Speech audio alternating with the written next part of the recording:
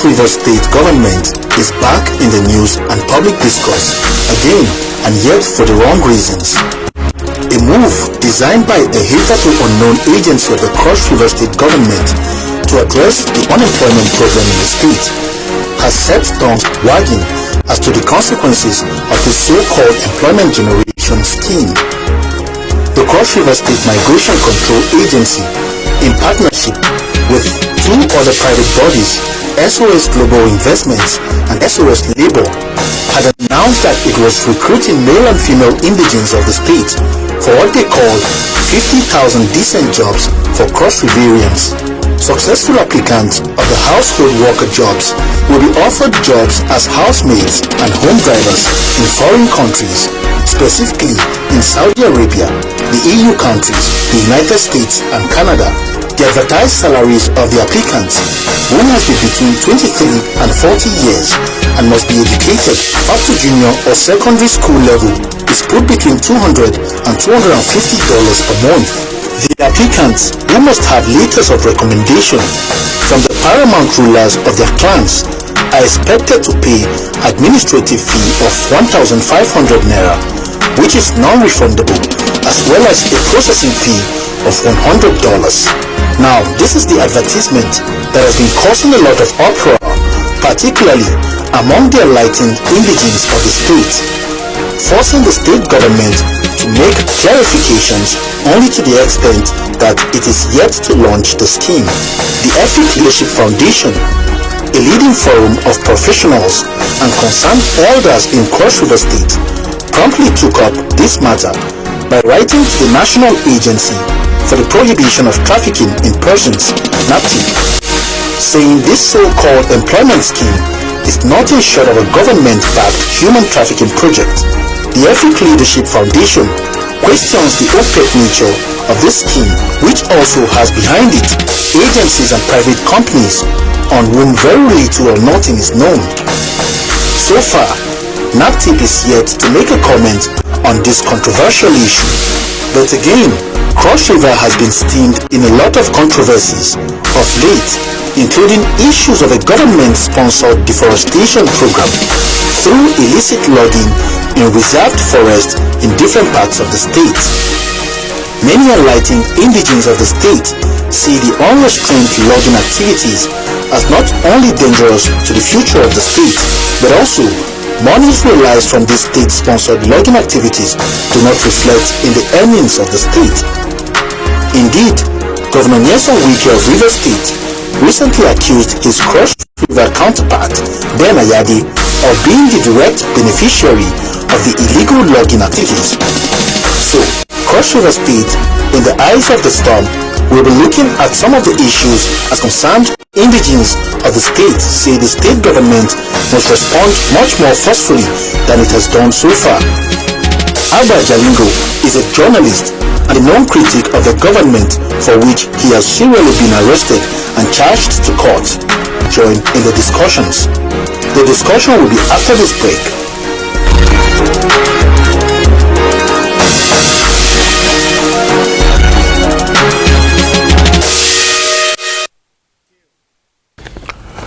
Yes, a very warm welcome to you wherever you are watching or listening to us. My name is Benga Aruleba. Yes, it's not a repeat, it's a fresh edition. It's just that the issues are same as what we treated on Tuesday, but we have a reason to go back to it. So it's like a second bite at the cherry, as it were, but the voices are different. Okay, I have one voice already. Citizen Agba Jalingo is here. Of course, you know, we advertised him on Tuesday, but he was not able to make it here before the program ran its focus. But he's here today, so we'll be going over the issues again for another perspective to all of it. Agba, good to see you. Always a pleasure. You caused a stir as we were coming to the studio. You know, some of my colleagues who saw you in the newsroom said, this guy looks familiar, this guy looks familiar. But one of them said, is that not Agba Jalingo? Okay, so he's Citizen Agba Jalingo is here. Good to see you. Thank you. It's so wonderful to be here again with you after a long time. It's always a delight talking with you. Do I say the storm is over? or you still have pending cases hanging on? Well, there are so many cases hanging on. In fact, the number of the cases are increasing. I will be in court again on Tuesday. Veteran of for my Tuesday felony trial, I will be in court on Tuesday. And then the other civil cases here and there. One of the commissioners also sued me recently for 5 billion naira. Because according to him, I called him a cultist. And I'm ready for the trial. I want to prove in court that he doesn't have any integrity to be defamed. But that is a matter that is already in court, so I wouldn't talk about it. But I've been sued for 5 billion. Nigeria threatened to sue me for 1 billion. I don't even have 5 million naira in my account. People are suing me for billions. I wonder where they are seeing the money. Maybe you have some estates they are also targeting inheritance somewhere. I don't know. Or you have a forest too where you can lock some timber and sell. I really don't know. I'm hearing the billions dancing around me, and I'm really praying that God will make me worth those billions. Agba, good to see you. Where do I start from? The issues are so many. You told me that you were able to watch just the tail part of our discussions on Tuesday. Yes, after I landed at the airport. I'm very sorry that I couldn't make it to the view. It's okay. It's okay. But you saw a little bit of the interview that ended up being a one-way traffic with Castro Ezamo. I saw the live stream towards the end. Okay, all right. Let me take up the ones that are still fresh issues as well. You are from Cross River North. Yes, I'm from North. So as it were now, you don't have a senator representing you. We have a senator elect. What is this dispute between two members of the same party who are endlessly in court over a senatorial district seat, and that district is, as it were, not represented? Well, I think I'm not a lawyer, so I will avoid going into legal technicalities. But what I know is that the governor wanted a candidate to replace Senator Rosoko, and the candidate's name is Steve Ode, who until recently was the chairman of the state suburb. That was the candidate that the governor supported. And the person who is representing Ogoja Alafera constituency, Honorable Jalingo Agom, was also interested in that seat, and the governor did not want him. And that led to a lot of crises within their party. But they have gone to court with all of this, and the last we heard from the court was that the appeal court gave the certificate of return to Honorable Jalingo Agom, who we now refer to as our senator-elect. And they went to the Supreme Court. It was still that appealed at the Supreme Court, and the Supreme Court refused to listen to the matter because they said the matter was not properly served on the other party. So the last we know is that the certificate of return for Cross River North, as we are talking, is resident with Senator-elect Jalingo Agom. That is the best that who has not been recognized. We are waiting to see, and even the administrative organ in the National Assembly, through the office of the clerk, has also advised to that effect that Senator-elect Jalingo Agom should be sworn in, and that has not been done till now. And I think that very soon it might be time for us in Cross River North to come and ask the Senate President in Abuja why we are not having a senator presently, because the person who is in those chambers is an impostor. Now, if Honorable Jalingo gets it, yes, they will then have a vacancy again in the House of Reps. Yes, another election.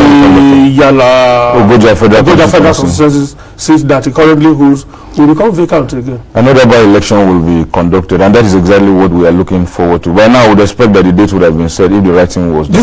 This is a non-political suggestion. Is it not possible for Jalingo to hold on to the federal constituency seat he has, while the person who doesn't have any takes a seat that is seemingly vacant? These seats are not allocated. They are voted. People have voted into the seats, and like I said, at the last decision of the court was that Senator-elect Jalingo Agom is our senator. If the seats were allocated by the grace of any human being, it would have been easier for Dr. Steve Ode, who incidentally is also my friend, to go there, but unfortunately these seats are not allocated. And the last we heard from the court is that Jalingo is our senator-elect, and we expect the Senate leadership to do the right thing by swearing him in as soon as possible. Yeah, but I understand that the Senate President has actually sworn in Ode as the Senate-elect. He was sworn in because the certificate of return was first given to him. But when the judgment of the appeal court came, yes, the INEC now issued another certificate of return to Senator-elect Jalingo Agom, and we are wondering why he hasn't been sworn in up till now. I think that is where we are now, that the Senate leadership so the seat is not vacant, as it were? We consider it vacant. There's an impostor parading himself there as a senator. He is not our senator. I think he's the senator of the governor and the Senate leadership. At the last count, because the argument all along had been that it was Ode that contested election. It was Ode's name that was on INEC's list up until when election took place. It was after election had held that Jalingo got a court order recognizing him as a candidate and all of that.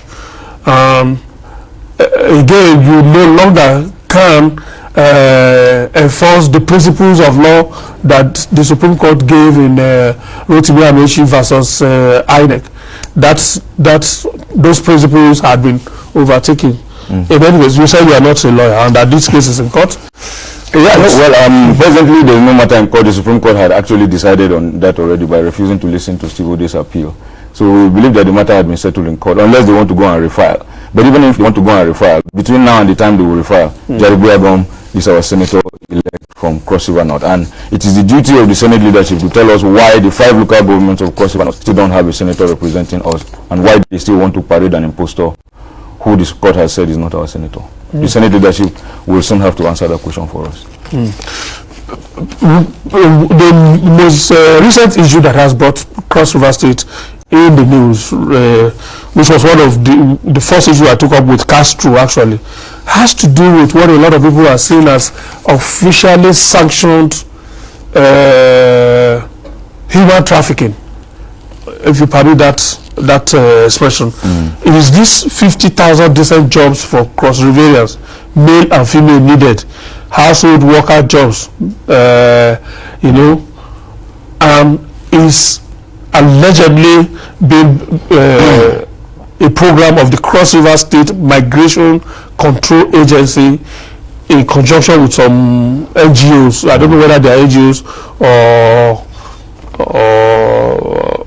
business concerns actually. One is SOS Global Investments, the other is SOS Labor.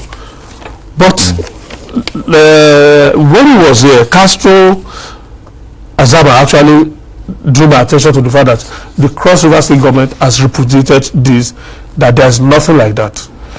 But then I got an official press release from the same government of Cross River State, and the first paragraph of that press release actually alludes to the fact that something like this is in the offing. And that first paragraph is, the attention of our agency has been drawn to certain reports and comments about our yet to be launched decent jobs and work study program in the EU, US, Canada, and all of that.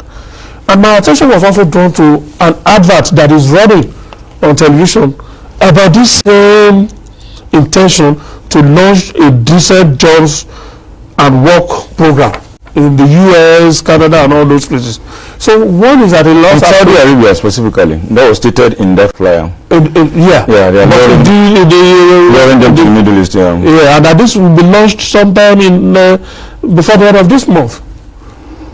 You see, there are a lot of criminal activities that are going on in the Cross River State government, and very unfortunately, even the governor himself is, should I use the word incapable or not willing to punish any of the officials involved in some of these criminal activities. Our house is not aware.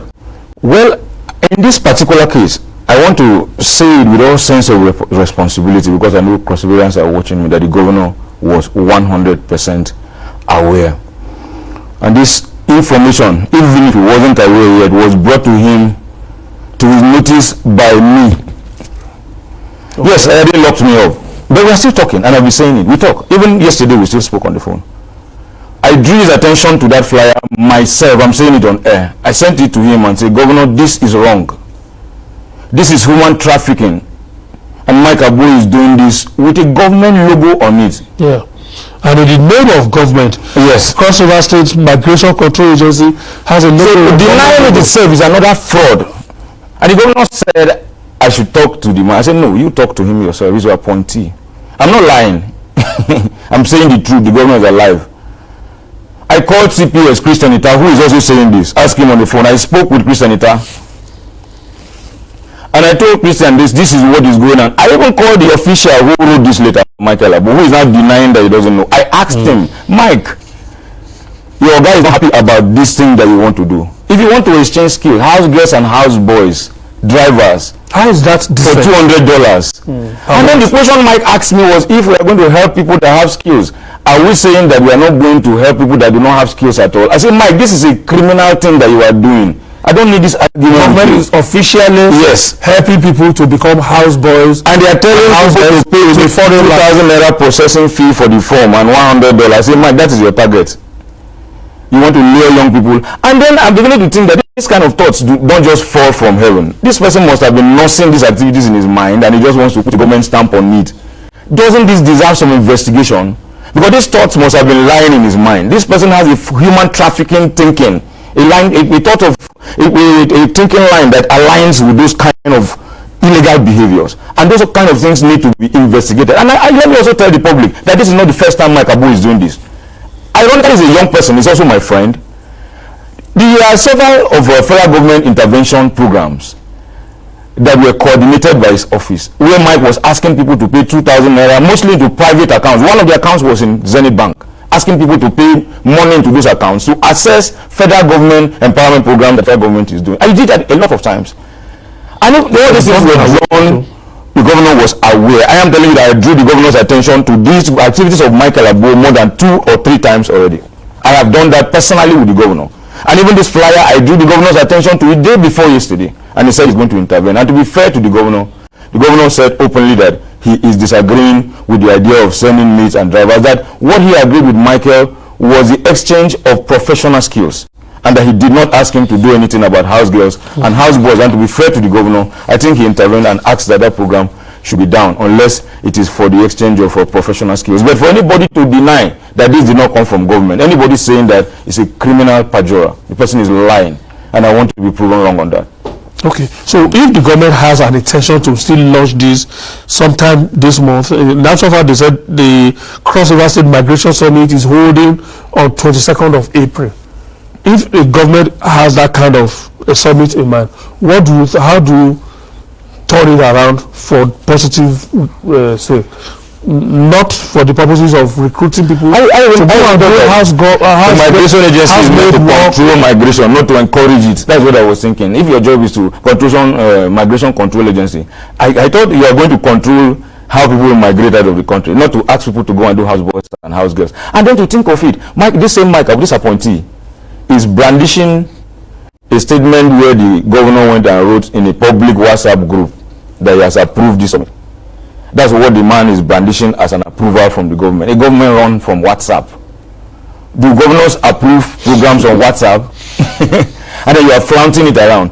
Up to date, even as a journalist, even as a cross-surveillant, I still haven't gotten a picture of what the migration summit wants to do. Because the whole idea is to come together and encourage human trafficking. That's the picture that is clear to me at the moment, until the issues are broken down properly. And if the governor wanted to approve that kind of summit, I don't think there should have been in a one-line sentence in a WhatsApp group where the appointee has to screenshot and then put on his wall that the governor has approved a migration summit.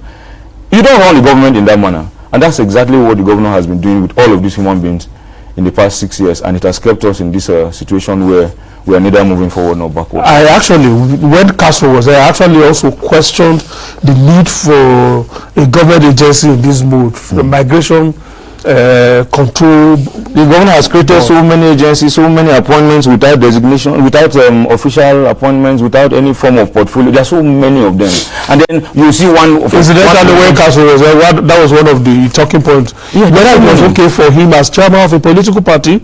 Not only him, I understand that there are about 10 others who are also chairmen of political parties. Yes. Who have offered to leave their political party and be serving as aides to the governor. I'm also a state chairman of the party, AAC, and a list was compiled. How come you are not 18 local state chairman of the party. There's an essay in the party of Michael Sunday, who even came with that day. He compiled a list of all the party chair. 11 of them have state party chairman, and sent to the governor, and 10 of them were made essays. Most of these people are hustlers in the state. That's the truth of the matter. They're hustlers. They are nothing wrong with it. Nothing wrong with it, except that I'm looking at it from the perspective of providing robust opposition to government, because it is because people like Castro and Co are part of government. That's why the government, similarly as it were, of course, this everybody, no agency, no opposition to put it on his toes. So it is whatever the government thinks of. Even Castro himself, the feminist movement, that's why I would have loved it if I made that program, that the feminist movement has raised an issue that the government should sack him from that position, because yes, he went on the tour of secondary school. He denied making that. He did not. If he denied, then he's lying. He's telling a lie. He made the statement. I spoke with him about it also. I called him on the phone as a journalist to ask him, how did you arrive at that conclusion? What were the kind of questions you were asking these young girls? Let's also be sure that the kind of questions you were asking them are not even immoral and wrong. You didn't do any survey, you didn't do anything. And then you go around and then suddenly come back and say more than 70% of young girls in our secondary schools are no longer virgins. Do young girls disvirgin themselves? That's a sexist conclusion. How about the boys? Even if they were disvirgin by themselves, I'm sure some boys must have also done it too. That conclusion by itself is sexist. It is wrong. Yeah, it is very, very wrong. And you did not do any form of, so you didn't do anything. You just go and then a government official, you come out and say more than 70% of the girls are no longer virgins. How did you arrive at that reckless conclusion? I would have loved to ask him on air, but I've asked him this outside, and he was trying to defend it. To say that he's denying it, why? What is he denying? He said it, and it was all over the place. He did not deny it on the phone, but maybe because he was on air and he was trying to save his face. And that is the kind, like I said, these are the kind of things that are going on in government in Cross River State. Reckless attitudes from left, right, and center, because the chief executive is not willing to punish anybody for any of these actions, and they do keep doing them and getting away with them. And there are a lot of questionable characters in the government. I will tell you, there's a commissioner who has been derobed by the Legal Practitioner Disciplinary Council. He's still sitting. He was his immediate past Attorney General, who is now the Commissioner for ICT. He's still in the government. I asked the governor, why would you sack him? He said, if I sack him, he's already under pressure. He's already under pressure. They are destroying his legal career. Why will I sack him? No, see, these are what people call him derobed. So he has no profession. Yes, that's what it means. If you are a lawyer and your professional body derobes you, what they are saying is that you are not part of them. They have cast you out to the wolves. We also have a commissioner that was sacked from Unical by the incumbent deputy governor, who was VC of Unical, for admission racketeering. And the man has been appointed as a commissioner. He sits in ESCO with the man that sacked him. Those are the kind of questionable characters we have in the government in Cross River State. And the governor is not willing to sack any one of them. Just like Buhari, he doesn't know how to sack people. He will cry and get angry with you after 2 hours. He calls you back. He suspended Moses Ono from office, the SA Budget Affairs, for leaking information. And the following day, the man resumed his work. Till today, he's still working. Even this once is announcing that he's suspending me. I'm sure that if you go to their offices, you'll still see them sitting down there. For those that have offices, because so many of their appointees don't have any table. They don't even have a table to sit down. They call them essays finished. Including my own brother that I'm next to, the same mother, the same father. They call him essay humanitarian affairs. He sits down in the village and collects salary every month. They don't go to work, no job specification. Including my own brother, the same father and mother. I'm sure they give him the appointment because of me. They pay him 120,000 or so every month. And he sits down at home. He doesn't go anywhere. And that's what we have. He calls it food on the table.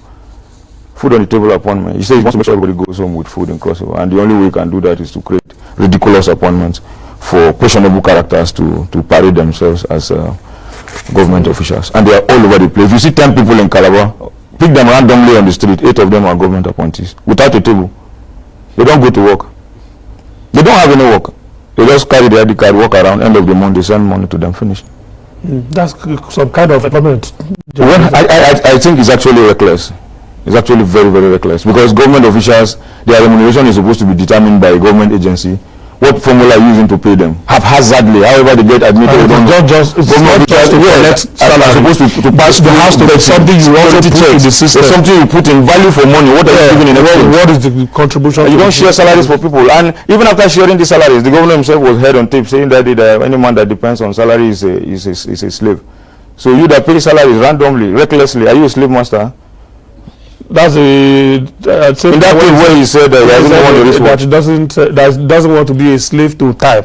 Yes. That's why he doesn't wear wristwatches. And when I went and brought pictures where he wore wristwatches, people are saying you are looking for the governor's trouble. I say, when we must fact check what our leaders say so that they will know how to talk. I have never worn a wristwatch. When you wear these wristwatches every now and then, I think my governor wants to impress. You know, the occasions, once you put the camera in front of him, he's no longer in control of his emotions. And I think that is a minus for any leader. Even the most intelligent leaders in the world, they still write their speeches down. They don't always speak extempore. So you give opportunity to professionals working with you to check you. Christian Star is the CPS. But Every other time you see more than 10, 15 people struggling for that position with him in practice. The governor sends text messages to for the governor. Yes, who still aides under him, and they publish it randomly, left, right, and if Christian Ita himself have written 2 statements warning everybody to stop speaking for the government. Nobody has stopped, and nobody can be punished. So everybody speaks for the governor. Every Tom, Dick, and Harry is talking for the governor. That is why even in Mike Abu will write all these things he's writing.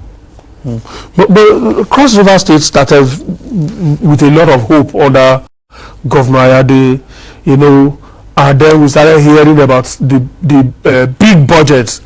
Within the first 2 budgets, he overtook big spending states like Lagos and Akwa Ibom and Rivers.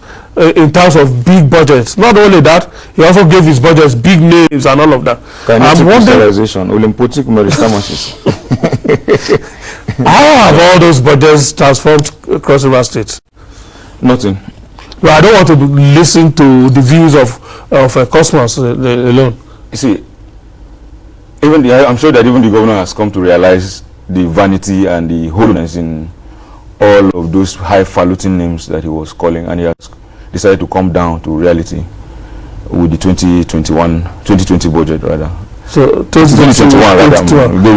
So there's no name. There was a name because he called it Bleach and Blush, budget of Bleach and Blush, and of course 220 billion or so.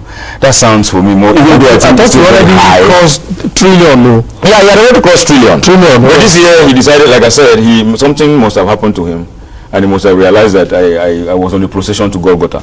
He decided to put himself together. Even the 220 billion for me is still. So it's 220 billion for this year. About that amount, yeah. So how do you rationalize that? If before then you already had a budget that crossed $1 trillion. Let me tell you something. Till today, in 5 years, 6 years ago, when I had this government, you cannot find any of the budget outside. I'm sure that even the House of Assembly members that pass those budgets, they don't have copies. The moment they pass the budgets, they hide them. Till today, I'm not lying. If you think I'm lying, ask anybody in Cross River. Call even Christian Ita and ask him for budgets, the budget copies. When they sign them, they don't give anybody. The government said they were going to upload the budgets online. Till today, there is no budget. Call the Commissioner for Finance, ask him for the link where the budgets have been uploaded. They will tell you till tomorrow. They treat budgets that are public documents as if they are secret. At the House of Assembly, they will not give you any budget because they know that the lies they write inside are not things that they can enforce, are not things that they can implement. So the moment the governor, sometimes the governor goes to pass the budget without even the budget document, they'll just take excerpts, the summary, go and read for them. And then the next thing you hear is that they are going to sign the budget. It is never made available to the public. So from a budget that used to be over $1 trillion, you are telling me that the budget for this year is 220 billion. Yes. And I'm still wondering how to. And the governor usually that's a mighty fall. That according to him, if you put your soul ahead of you, your body will follow. That he cannot be limited by physical cash because he has intellectual money. So he's planning on the envelope that will depend on his intellect.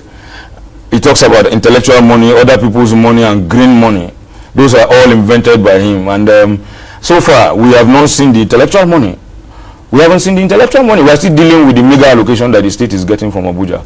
And it's good that he's coming back to himself. And but I fear for him because I don't know how much time again he has to do. I counted 38 of his projects the last time that he said he was going to do, including the signature projects. And very unfortunately, not even one is working at maximum capacity. Not even one is working at maximum capacity. And I would have thought that my governor would chew the little that he will be able to digest and just do 1 or 2 things and drive them to the end and make the rest of us proud. But anytime anything enters his brain, he will announce. Even if he hasn't thought it through, he will just announce. I will turn Bakassi to Lugano. Las Vegas will be the most beautiful city in the world. And you'll be wondering, most beautiful city in the world? And 5 years after, is one Paco building that is still standing there. These are the kind of things we see. And I wish he would talk less and then outperform his talking. But the reverse is the case in our state. And he doesn't want anybody to talk about it. Once you talk about it, he comes after you. Just like people like us. You're charging me for treasonable felony, for terrorism. Me. Shekau is there. You're charging me. I became the first person in the history of this country where Egungun came to court to testify against me. Masquerade came to court. Secret trial. Yes, came to court. Secret trial. Mass police came to court to testify against me. It's secret trial. Nobody. Mass police are supposed to journalists away. Mass police are supposed to brought the policemen away. Drove the warders that brought me from jail away. Drove everybody away. And I was sitting down there in front of Justice Amobeda, who told me that my life is in his hands. He can do anything he wants to do with me, because my governor wanted me in jail because I asked questions about the money that I thought was missing, and you take me for terrorism. I will still be in court on Tuesday to go and stand trial for terrorism, me, and cultism, me like this. It is well, but let us see how it's going to end. I have seen this before. After 8 years, their relevance finishes, but we will still be here to write their stories. Let's take a quick break. Agba. When we come back, we'll see have a lot of issues. Issue of whether it is, what is the political mood like in Cross River, for instance. Whether it's that it's just a matter of time. It's not a question of if it will happen. It is just a question of when it will happen. That Governor Ayade, with the entire machinery of government, will move from the PDP to the APC. And I'm wondering how, whether the electorate who voted for him and all the others have been factored into all of this, and then what does that make the political calculations in the South region? He thought to be one solid block, and again, whether that is not the kind of thing is actually that is getting his fellow governors to be very angry and pleased with him and all of that. But let's take a break. We'll be back to look at these issues. When the issues are critical, germane to Nigeria's democratic process, politicians can only be seen maybe on television by judges. They should not intermingle, because once you intermingle, then you destroy the system. when the personalities are big, important to national discourse. When you reach certain stage of power and you demonstrate arrogance to the extreme, there's no other thing that will happen to you other than to fall. When the developments are seemingly complex, confounding like a 1,000-piece jigsaw, that's when we require bold, sound and analytical minds to help put the pieces together. Jigsaw with Benga Arileba, now showing Tuesdays and Thursdays at 1 p.m. on AIT. Jigsaw, demystifying the issues. If you want to talk about us, come out and be bold and talk about River State. I will teach you a lesson. Don't talk like somebody who doesn't know what is problems are. I can never shortchange River State. I'm not a 419 governor. I am not a 419 governor. When federal government refunded us money, I came and announced it to the state. Didn't announce it. You did. Didn't announce it. You did. Some of them, they were giving the same money with me. Did I announce to their state? I challenge the one that was talking last night. Invite people to come on a commission project. It's not, it was on Kenya, people carry their forest reserve and sell as timber. It's not by force, it's not by propaganda. It's not by giving budget that's not realistic. Giving budget, fraudulent budget. The very poor state will go and give a budget of 1 trillion naira. When River State cannot give budget of 400 billion. Who are you deceiving? No worry, we'll meet very soon.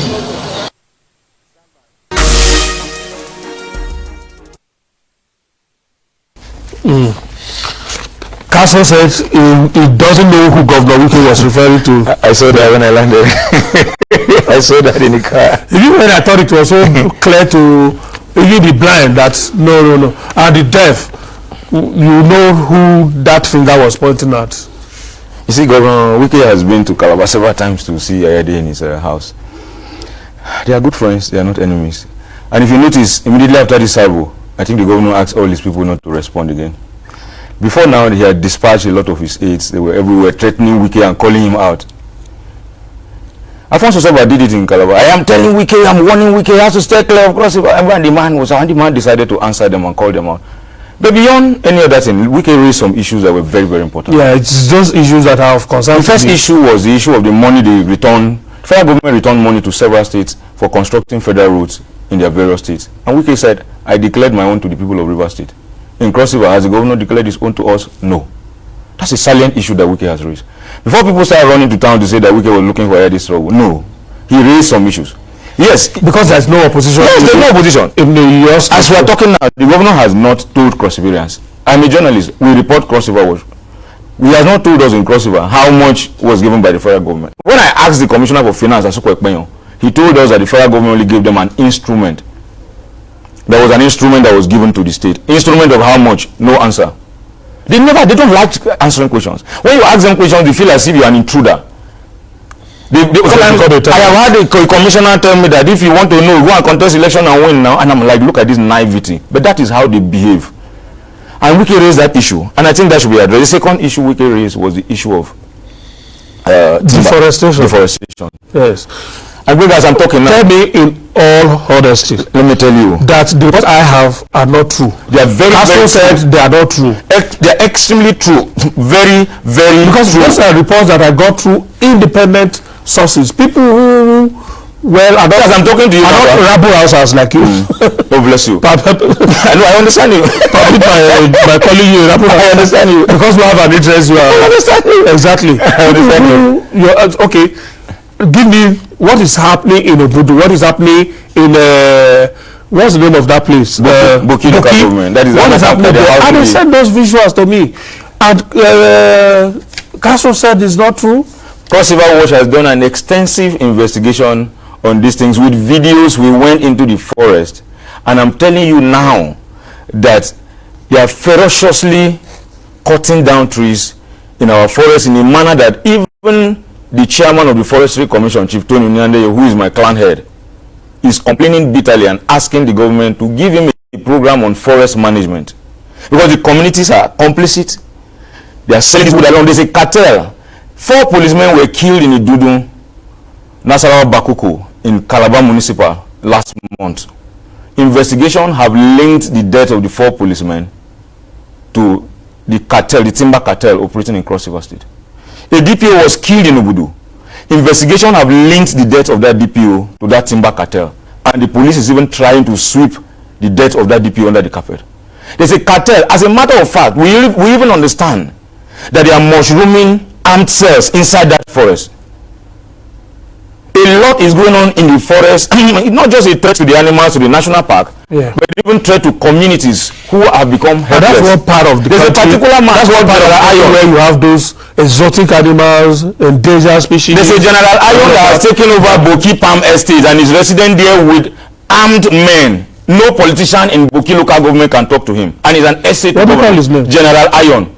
He's a terrorist living in Boki official government Palm Estate. He has taken them over in the past 2 or 3 years. He collects money from them. He opens them once a month. People go there and harvest. He makes over 50 million every month from that place. He's a criminal with guns.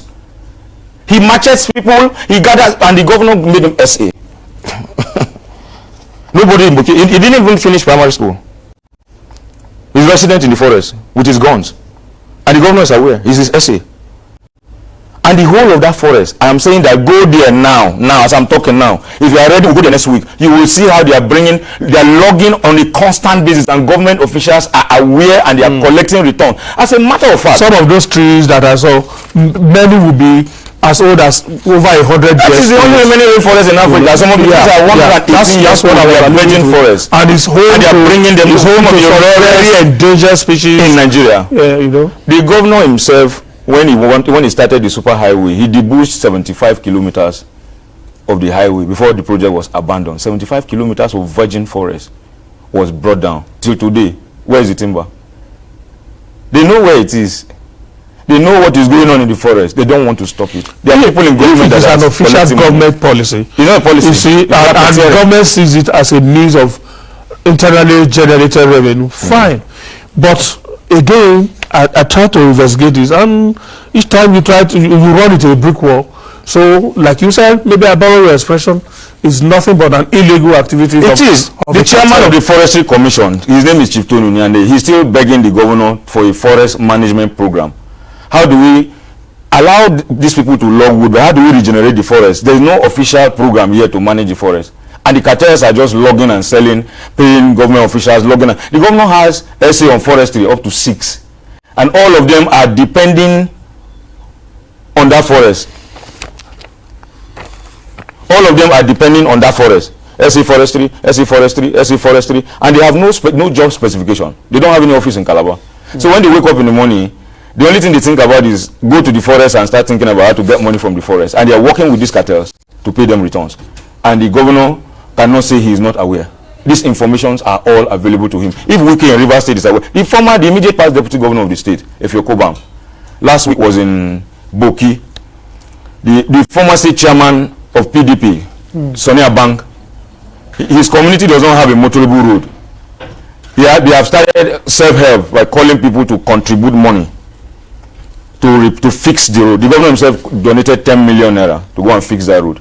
And while they were there, the deputy governor, the immediate past deputy governor, Efio Kobam, said it clearly that since he has been in Cross River State, he has never seen this level of destruction of our forests.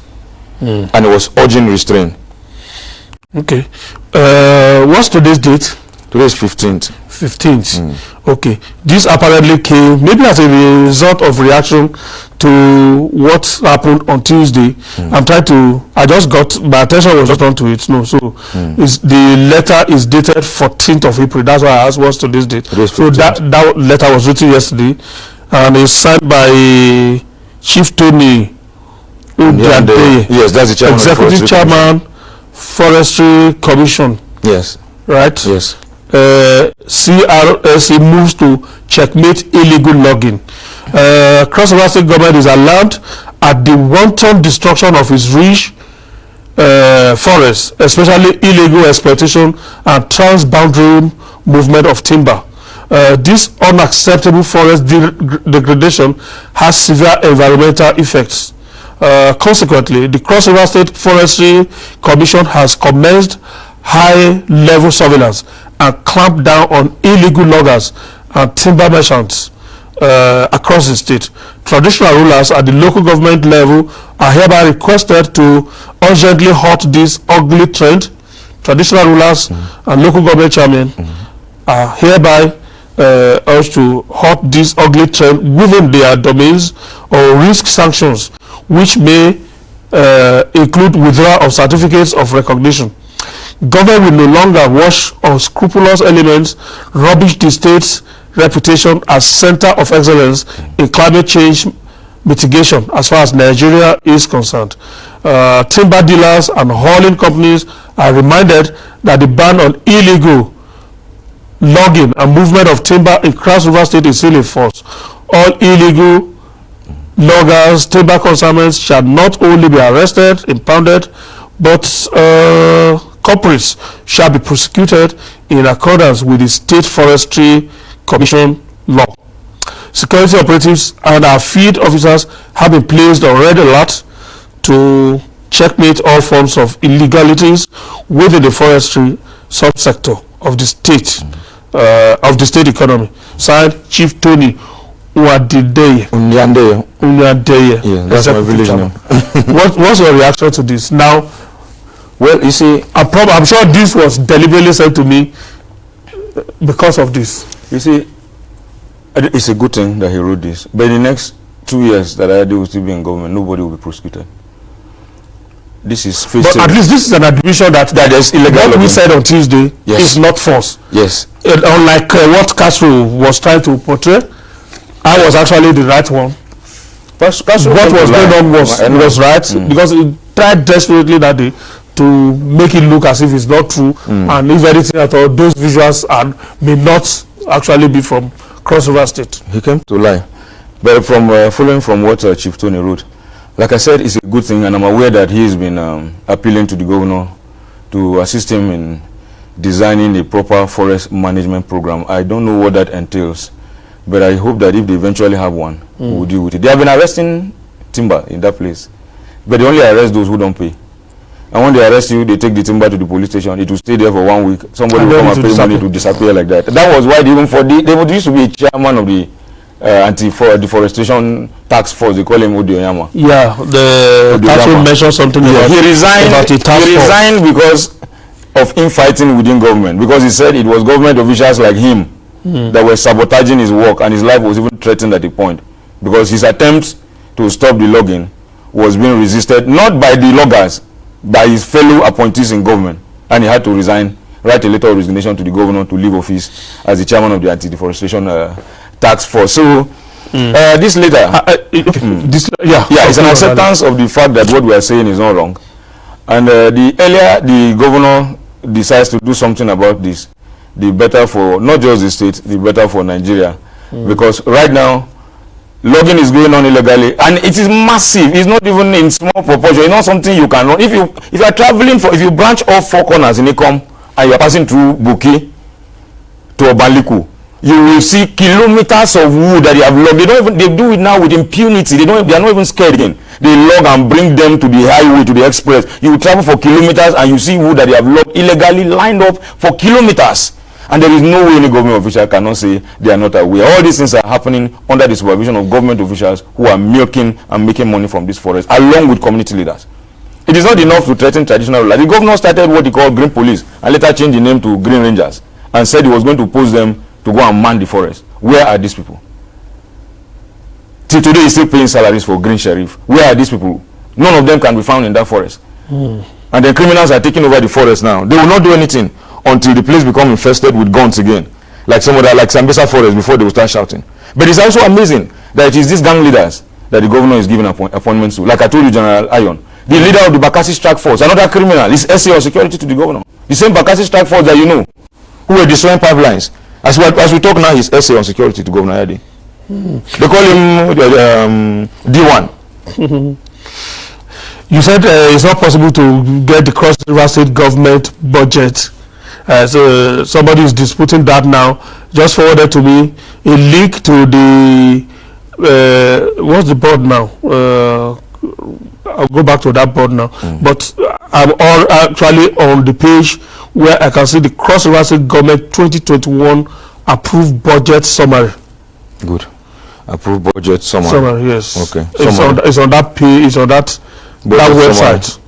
Yes. Budget summary. Very good. We'll but this is more than summary. I can see. No problem. We'll go there. Don't worry. Let me just get the link for you. We'll go there. Cross River Internal Revenue Service. We'll go there. CRIRS. Cross River Internal Revenue Service. If you go to their website, you probably find the budget there. I'll forward the link to you. www.cris.ng. We'll go there. That's the link, and then you can get the budget there. Okay, but still okay, we alluded to the issue of whether the governor will be right if he defects to PDP. I mean to APC. Well, I don't. How does that affect the political configuration of the South region? Well, looking at the South as a political bloc, you will expect politically that it will be better for them to maintain that head mentality if they really want to get something for regional development. It would actually be better to have them stay in one place. That will be better for negotiation. But does the mood in Cross River support the governor defecting to the APC? Among the ordinary people, it doesn't. But some of his appointees have been called. Even among his appointees, commissioners in particular, very few of them are disposed to going with him. But I see the last time they called local government chairman who said they to sync with him. But all those ones are saying it for political loyalty. The chairman of Agba. Yes, they are saying all of that for political loyalty. They will sink or swim with the government. Yes. Wherever he goes, there they go.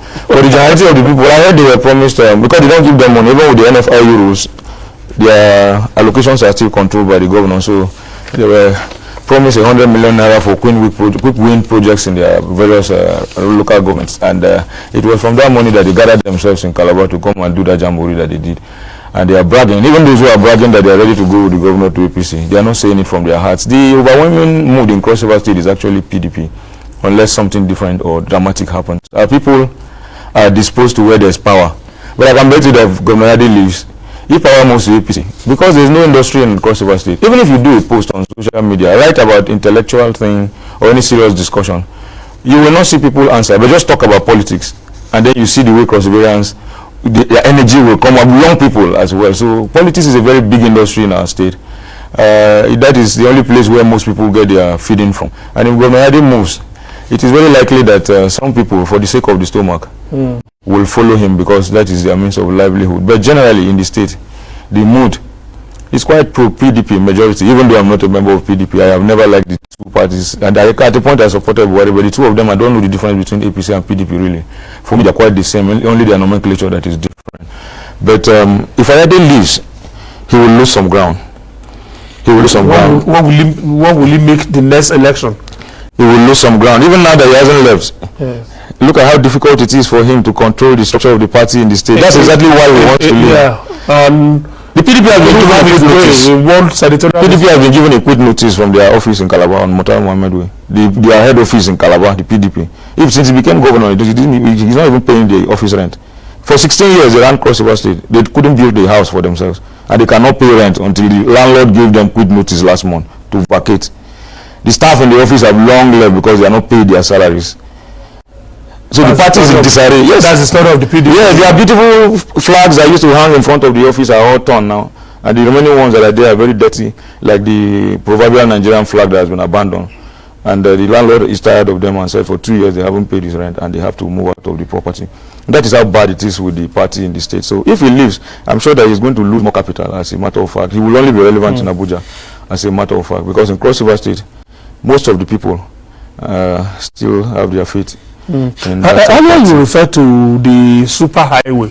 That was one signature project that a whole lot of us were very enthusiastic about, because we are talking of a project that is not just for Cross River State alone, but will probably open up that eastern flank from Calabar all the way to Benue and all of that. But you said that it's been abandoned. That's not the impression that Council said. In his budget speech that the governor gave, the 2021 budget speech, the governor said it there clearly that he's shifting budgetary allocation from the superhighway to other things. And for me as a journalist, what that means is that the project has been abandoned. Even as we talk now, the 75 kilometers that were debushed have even outgrown the natural forest already. Nothing is happening there. The deep sea port is actually gone. The governor, there's not going to be money to do those things. But in his writings, the governor has said it clearly, specifically his last budget speech, that the superhighway, he wouldn't be able to continue with the superhighway. But of course, maybe out of excitement again, that day when he was addressing the local government chairman 4 days ago, chairman that came from the 18 local government, said that the superhighway, the deep sea port, all of them are going to start working in 2 years' time. And I was wondering these contradictions, but the governor's contradictions are no longer new to me. And then there's this kind of to build a new Calabar city. That's the Las Vegas city. There are actually 3 of them. He said Naughty Court for Northern Senatorial District, Sentry Court, supposed to be another city in the Central Senatorial District, and Las Vegas in the Southern Senatorial District. And according to him, the Las Vegas is going to be the most beautiful city in the world. Whatever that means, I don't know. And as we are talking now, it's only one firewood building that is standing across the sea. There's no road to the place. So if you want to go to that so-called most beautiful city, you have to go to Calabar Marina and enter boat to the city that will be the most beautiful in the world. He has not even done a bridge, and he has 2 years left. He has not done Spaghetti Bridge. Odupani Junction, 6 years. We are still struggling every day, struggling and putting our head. We waste 3-4 hours, and you want to build a superhighway. I supported the superhighway, theorized about it. I thought that it was even wrong for the federal government to tell the governor not to tear down a part of the forest to do that road, because I knew what that superhighway was going to do to our economy in Cross River State. But the governor himself went about everything the wrong way and could not even put together a simple EIA, put things ahead of first things were not put first. And then he got himself a whole lot of mess, and that is exactly what undid that project. It wasn't because of any other thing. And then of course the governor wanted to be the sole promoter of the superhighway. There was no attempt to build consensus across the country, to bring in stakeholders who could have also helped him to do the advocacy, but he thought he could drive everything by himself. And all of this contributed to running that project into this kind of conundrum that we find ourselves today.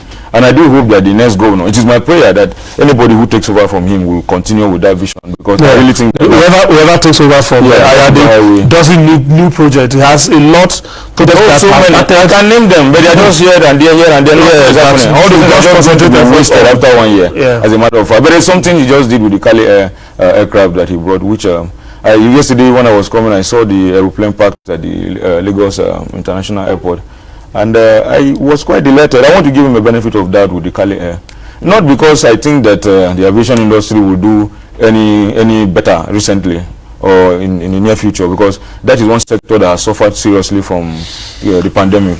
And but I thank God and hope that Kali Air will succeed and become something that will serve the regional hub. From Calabar to Equatorial Guinea, at best, at what, 30 minutes, 45 minutes, you're in Equatorial Guinea, you're in all these countries around, Cameroon and the rest of them. So I think that if Kali Air will work, it will be fine, and he says it's going to be managed by everyone, and that will also help to reopen the ranch in Obudu. So I would say congratulations to him for Kali Air, and we God help him to run that one well. But electioneering needs to open up to advice on how. Yes, he needs to open up to advise. The governor is not things alone. He's not even holding ESCO meetings, and it has helped to really demarcate him. Let's leave it there. Thank you so much. God bless you. Agba Jalingo, for the past 55 minutes or so, has been with me here in the studio. He's a journalist. He qualifies to be one of the opinion leaders as well in the Cross River State. At 43, Donald was governor at 37. Donald was governor at 37. So at my age, he was already doing his second term. You qualified to be an elder. I'm qualified to be governor leader. Yes, I'm qualified to be governor of Cross River. I'm sufficiently educated and I'm of age. Thank you so much. I appreciate your time. God bless Nigeria. Thank you too for investing your time with us on the program Jigsaw. That's the last edition for the week. My name is Ben Gary. I'll see you next week.